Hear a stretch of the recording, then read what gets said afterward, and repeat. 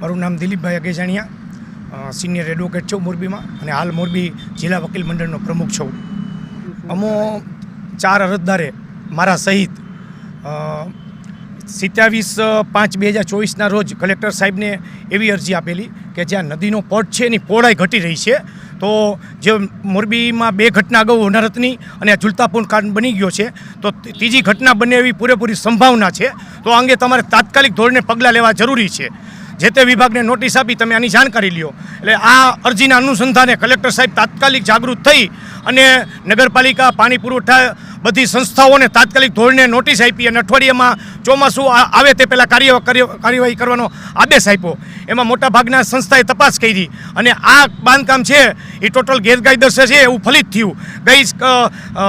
ગઈ તારીખના રોજ નગરપાલિકાશ્રીએ મોરબી નગરપાલિકાશ્રીએ સ્વામિનારાયણ સંપ્રદાયને નોટિસ આપી કે આટલા સર્વેવાળું બાંધકામ છે ટોટલ એ સંપૂર્ણ ગેરકાયદેસર છે.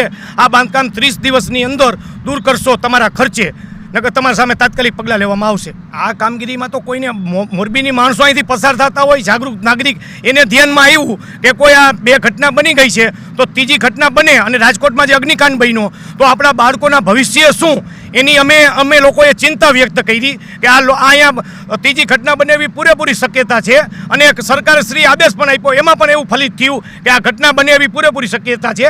એટલે સરકાર જાગૃત થઈ અને નગરપાલિકા દ્વારા તાત્કાલિક આ બાંધકામ ગેરકાયદેસર હોય તેને 30 દિવસમાંથી હટાવી લેવાનો હુકમ કરેલ છે.